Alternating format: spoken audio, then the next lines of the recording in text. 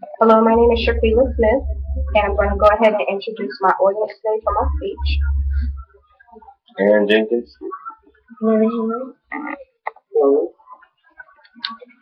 Vanessa Smith. Mike. Okay, today I'm going to speak with you on the prevention of drinking and driving, and to let you know some of the cause and effects that it has on you, me, and the world also.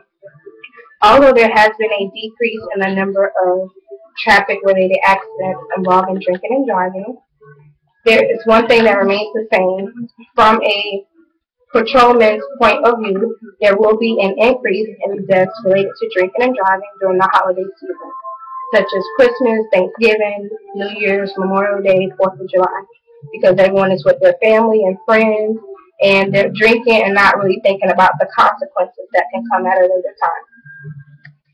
Today I'm going to give you some insights on a couple of facts as well. And the first fact that I'm going to give you is that a driver with an alcohol level that is 0.10 or above, they're more likely to cause a fatal accident on the highway versus someone that has not been drinking at all. So this is one of the main reasons that I wanted to do this speech and just give you some insight on what can happen and how it can affect you and others and also your family and others' family as well.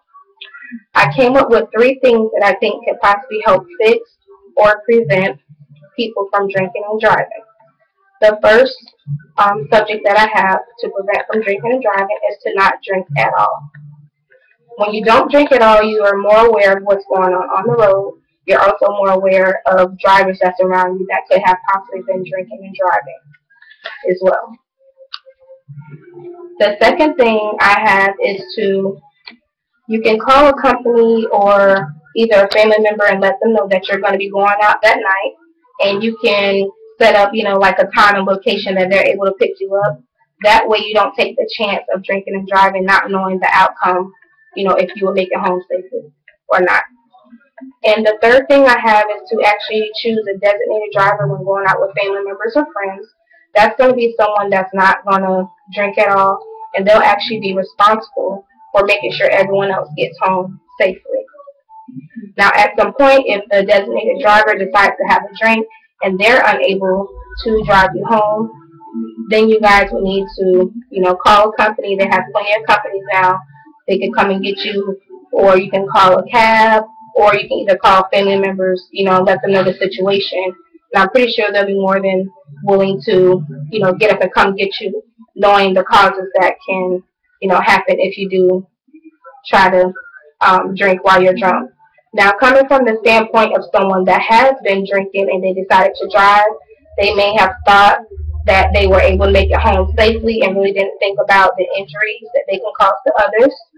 They may have been with other people, that have been drinking as well and maybe thought that they were more capable of driving themselves home, or either they didn't have a way to call a cab or one of the companies that they have now that's able to come pick you up and take you home.